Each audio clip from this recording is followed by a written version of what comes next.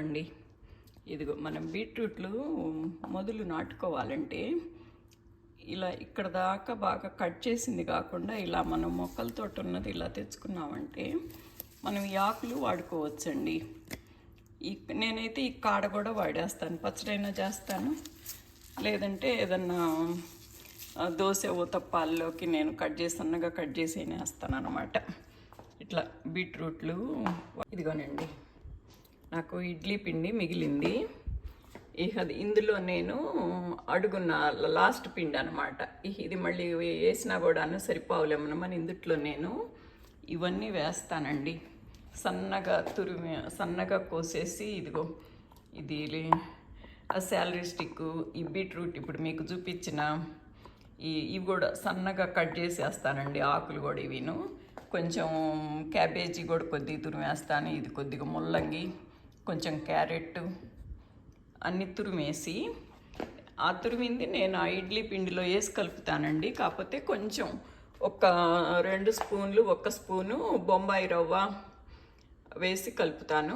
దాన్ని దోశలాగా ఊతప్పంలాగా వేసుకుంటే మనకి బాగుంటుంది అన్నమాట. ఇప్పుడు కొంతమందికి షుగర్ ఉన్న వాళ్ళకి, వెయిట్ ఉన్న వాళ్ళకి క్యాలరీస్ ఎక్కువ లేకుండా మనకి తక్కువ తినాలంటారు కదా. తక్కువ తినాలంటే మనకేమో ఆకలేస్తుంటుంది, పొట్ట నిండాలి కదా. అందుకని ఇట్లా ఈ వేస్ట్ ఫుడ్ లాంటిది ఇందుట్లో క్యాలరీలు ఉండవు, విటమిన్స్ అవి ఉంటాయి, మంచిది కదా. అందుకని ఇవి ఆ దోశల్లోనేమో మినప్పప్పు ప్రోటీన్ అది ఉంటుంది, ఇది విటమిన్స్ అన్నీ ఉంటాయి. ఇవన్నీ మేము ఇట్లా వేసి పెడతానండి నేను అంకుల్కి. అలాగని మాకు ఇప్పటికొచ్చే మాకు షుగర్లకు అవి ఏమి లేవండి. కాకపోతే మంచిదని పెద్దాళ్ళమైనాక మంచిది కదా అని నేను ఇలా చేస్తానన్నమాట. ఓకేనా, ఊతప్పం కూడా వేసి చూపిస్తానండి. ఇది హాయ్ అండి, ఇదిగోనండి నేను వేసేదా ఊతప్పంలో వేసేది బీట్రూట్. చూసారా, కాడలు కూడా అన్నీ వేసేస్తానండి నేను. ఒకవేళ మీకు కనుక కాడలు ఇలా తినటం ఇష్టం కాకపోతే మీరు ఇప్పుడు మనం బీరకాయ, సొరకాయ, పొట్లకాయ పచ్చళ్ళు చేస్తాం కదా, ఆ పచ్చళ్ళతో ఇవి కూడా వేపేసి చేసేస్తే మిక్సీ చేస్తాం కదా, మీకు పీసు తెలియకుండా బాగుంటుంది. అసలు అయినా ఫైబర్ ఎంత ఉంటే అంత మంచిదని కదా ఇప్పుడు చెప్తున్నారు. ఇది శాలరీ స్టిక్ అండి. ఇదివరకు ఇంత వేసేదాన్ని కాదు, ఏదో జస్ట్ ఇంత ముక్క వేసేదాన్ని. ఇప్పుడు అంకుల్ అస్తమానం గ్యాస్ అంటున్నారు. అందుకని కొద్దిగా శాలరీ స్టిక్ కొద్దిగా ఎక్కువ వేసానండి. ఇదిగో ముల్లంగి, క్యారెట్టు, అది క్యాబేజీ ఇవంటే ఇప్పుడు లెట్యూస్ ఉందని వేసానండి. మామూలుగా అయితే క్యాబేజీ వేస్తాను. చూసారా, ఇందుట్లోనే అల్లం, కొంచెం పచ్చిమిరపకాయ కూడా వేస్తానండి. కాకపోతే నాకు ఈ ప్లేట్లో మీకు చూపించడానికి ప్లేస్ లేదని ఊరుకున్నాను. అవన్నీ ఇందులో వేసేసి కలిపేస్తానండి. 2 స్పూన్లు బొంబాయి రవ్వ వేసి కలుపుతానమాట, సరిపోద్ది. నాకు జస్ట్ ఇవన్నీ కలపటానికి మాత్రమే ఇది బైండింగ్ లాగానే ఉంటుందండి, ఎక్కువ ఉండదన్నమాట. ఇది చిన్నగా దోశ నాకు ఒక్కోసారి దోశ ఇలా తిప్పుతుంటే తిరగను కూడా తిరగదు, ఇంత తక్కువ ఉంటే. అప్పుడు ఒక చుక్క నీళ్ళు పోసి కొద్ది చిన్నగా చేతితోటి ఇలా పలచగా తిప్పేస్తాను. అంత పలచగా ఏం రాదు, ఊతప్పం లాగా వస్తుంది అనమాట. ఓకేనా అండి, ఇదిగోనండి అల్లము, పచ్చిమిరపకాయ, ఇది బీట్రూట్, ఇది చూడండి కాడలన్నీ కూడా వేసేసాను నేను. అదిగో ముల్లంగి, క్యారెట్టు, లెట్యూసు మొత్తం వేసానండి. మొత్తం వేసేసి ఇదిగో 2 స్పూన్లు ఇది వేసానండి బొంబాయి రవ్వ, 1 స్పూను గోధుమ పిండి, 1 స్పూను వరిపిండి వేసానండి. ఇవన్నీ వేసేసి మిక్స్ చేసేస్తాను. ఇదిగోనండి అన్నీ వేసేసి మిక్స్ చేసేసాను. అందరూ గంటెతో కలుపుతారు కానీ నాకైతే ఇలా చేత్తో కలిపితేనే నాకు మా నాన్నకి ఎంత ఉంటుంది ఏంటి అనేది తెలుస్తుందండి. అదే మరి కొంచెం ఉందని కొంచెం ఆ పిండి వేసాను. అసలు మీరు ఏ పిండి వేయకపోయినా బాగానే ఉంటుంది. మన దోశ పిండిలోను, ఇడ్లీ పిండి మిగిలితేను ఇలా చేసుకోవచ్చండి. ఇదంతా ఎక్కువ వెజిటబుల్సే ఉంది, మీకు తెలుస్తూనే ఉంటుంది.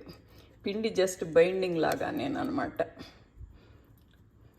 మనం ముందుగానే జాగ్రత్త పడాలి కదండి. షుగర్లు వచ్చినాక షుగర్ అని కాదండి, ఏదైనా సరే వచ్చినాక ఏది తగ్గదండి. మనం ముందరగానే జాగ్రత్త పడితే మంచిది. ఇదిగోనండి పిండి దోశ వేస్తాను, చూస్తాను.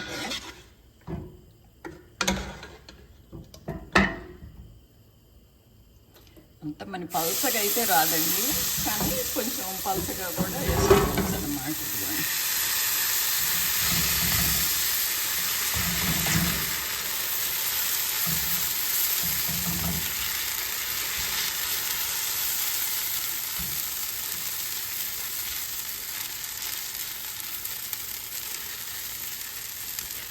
మరీ కొద్దిగా గట్టిగా ఉందనుకుంటే ఉచ్చక్క నీళ్ళు పోసుకుంటే కొద్దిగా ఇట్లా స్ప్రెడ్ అవుతుందండి.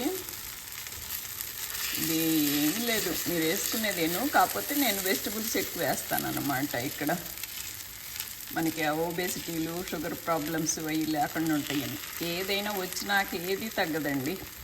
రాకముందు జాగ్రత్త పడాల్సిందే, కానీ మన చేతుల్లో ఉంది కనుక ఇప్పుడు ఈ షుగర్లు, బీపీలు కొద్ది మన చేతుల్లో ఉంటే కనుక మనం జాగ్రత్త పడతాం. ఇప్పుడు మనకు తెలియకుండా వచ్చేవి మనం చేయలేము, పెద్ద పెద్ద ఇప్పుడు మనకు తెలియకుండా వస్తాయి, వాటికి మనం ఏం చేయలేము. ఈ చిన్న చిన్నవి అన్నా మనం కొద్దిగా జాగ్రత్తగా ఉంటే బెటర్ అని, అంతకంటే ఏం లేదు.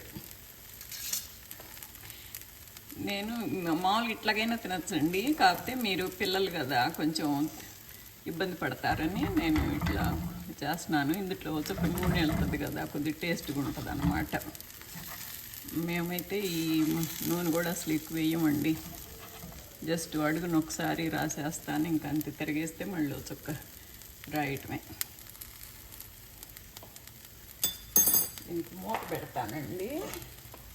కొంచెం అది ఉమ్మగిలిందాక కొద్దిగా సన్నపు సగం మీద మీడియంలో పెడతాను. కొంచెం అట్లా ఏగిందాక కొంచెం మూత పెట్టేసి ఉడికినాక తీసి అప్పుడు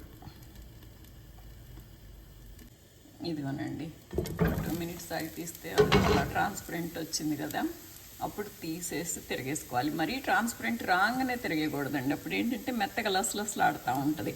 కొంచెం ఏగాక తీస్తే ఇటు తిరిగేయటమే. కింద ఇందాకే ఒక నూనె రాసాం కదా లైట్గా, ఇంకా నూనె రాయకం ఇప్పుడు ఈజీగా వచ్చేసింది అన్నమాట.